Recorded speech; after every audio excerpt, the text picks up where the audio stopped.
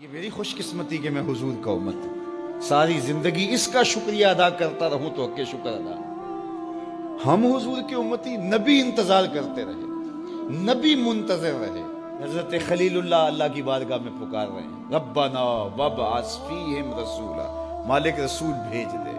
کوئی کہتا ہے لیسا بفظ ولا بغلظ، وہ ترشرو نہیں ہوگا، سخت مزاج نہیں ہوگا، ماتھے پہ شکنے لانے والا نہیں ہوگا، وہ پیار بانٹنے والا ہوگا، بس وہ آیا چاہ رہا ہے۔ حضرت عیسیٰ نے تو نام بھی بتا دیا نا، مبشرم برسول یاتی من بعد اسمہ احمد، لوگوں میں جا رہا ہوں، چلو نام بھی بتا دیتا ہوں، میرے بعد جو آنے والا اس کا نام احمد ہوگا۔ نبی انتظار کرتے رہے، 12 نبیوں نے انتظار کیا حضور کی امت میں ہونے کے لیے، تمنا کی۔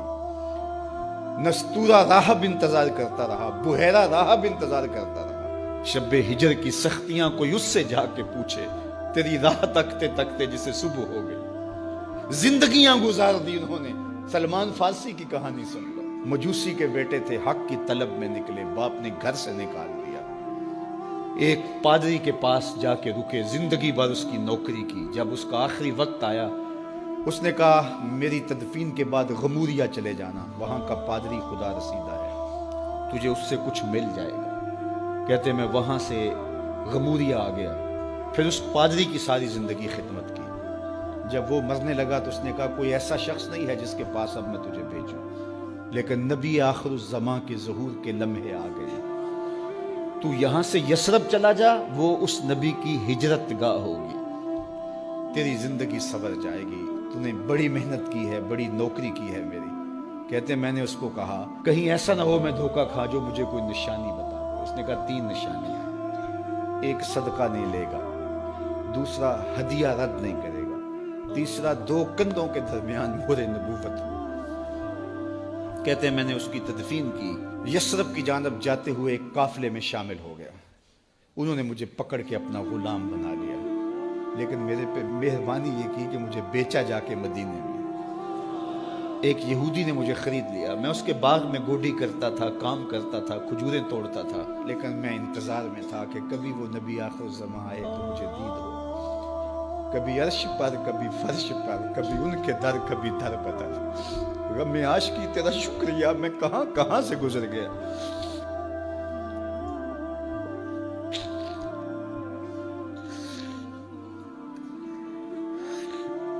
کہتے ہیں ایک دن میں اپنے باغ میں کھجوریں توڑ رہا تھا کہ ہواؤں میں مستی پیدا ہو گئی اور ہر سمت سے طلع البدر علینا کی صدائیں گونجنے لگی۔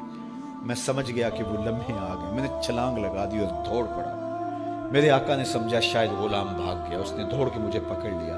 میں نے اس کو کہا کہ میں نوکر تیرا ہی ہوں، لیکن دل نوکر کسی اور کا ہے، میں بھاگوں گا نہیں، مجھے جانے دے۔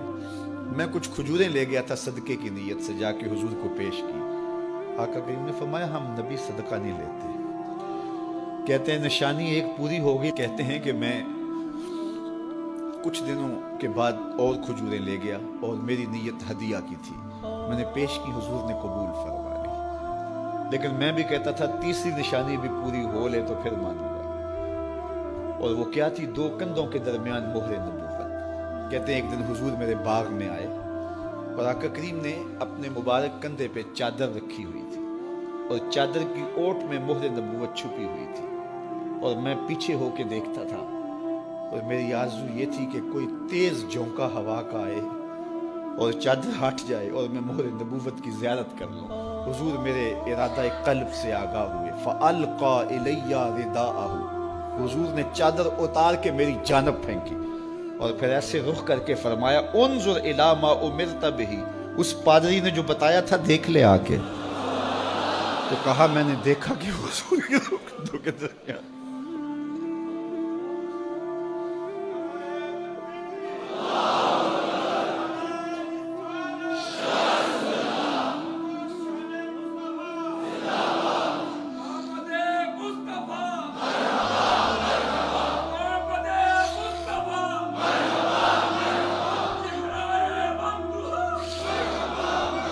شب ہجر کی سختیاں کوئی اس سے جا کے پوچھے، تیری راہ تکتے تکتے جسے صبح ہو گئی۔ ہم نے تو کوئی انتظار نہیں کیا نا، ہم نے تو کوئی دکھ نہیں سہا، ہم سوئے تھے مقدر جاگ اٹھے. ہمارے والد مسجد سے مولوی صاحب کو بلا لائے. انہوں نے کان میں آ کے کہا مبارک ہو تو حضور کا نوکر بن کے آ رہا. میرے والد گرامی ایک شعر جھوم کے پڑھا کرتے تھے, محمد جانے جانا ہے پیغمبر ہو تو ایسا ہو, رسولوں کی بشارت سے مبشر ہو تو ایسا ہو, امر توقیر کا سب کو موکر ہو تو ایسا ہو, کیا ہم کو غلام ان کا مقدر ہو تو ایسا ہو. میں اپنے مقدر پہ قربان نہ جاؤں, آپ اپنے مقدر پہ نثار نہ جائیں. ہمیں وہ نبی ملا جو نبیوں کا نبی. بنو سعد کے مقدر بھی جاگ اٹھے. اللہ اکبر, کیا وہ خوش نصیب وادیاں تھی, کیا وہ خوش بخت پہاڑ تھے بنو سعد کے, جہاں حضور نے زندگی کے ابتدائی سال گزارے. اللہ اکبر. حضرت حلیمہ سعدیہ کہتی ہیں جب میں حضور کو گھر لے گئی تو میرے گھر میں روشنیاں آ گئیں. باقاعدہ عورتوں نے کہا حلیمہ تو اتنی امیر ہو گئی ہے رات کو بھی دیا نہیں بجھاتی. بڑے امیر کبیر گھرانوں میں بھی رات کو لوگ دیا بجھا دیا کرتے ہیں, لیکن تو اتنی ہی امیر ہو گئی ہے کہ رات کو بھی تیرے گھر کا دیا نہیں بجھتا. تو حلیمہ سعدیہ نے کہا آؤ میں تمہیں بتاؤں میرے گھر میں دیا کون سا روشن. باقاعدہ ہم جولیوں کو بلایا, پالنے میں حضور تھے, اشارہ کر کے کہا ما کننا نحتاج الی السراج من یوم اخذناہ. جب سے یہ پیارا گھر آیا ہے میں نے سارے دیے توڑ دیے. دیے کی ضرورت نہ مشعل کی حاجت, عجب روشنی تو نے پائی حلیمہ, بڑی تو نے توقیر پائی حلیمہ, بنی تو محمد کی دائی حلیمہ. کہا ما کننا نحتاج الی السراج من یوم اخذناہ. جب سے یہ پیارا گھر میں آیا ہے میں نے سارے دیے توڑ دیے. جہاں روشنی چاہیے ہوتی ہے حضور کو اٹھا کے اس کمرے میں لے جاتے ہیں, وہاں انوار پھیل جاتے ہیں, روشنیاں پھیل جاتی ہیں. کیسے اجالے پھیلے, کیسی روشنیاں پھیلے.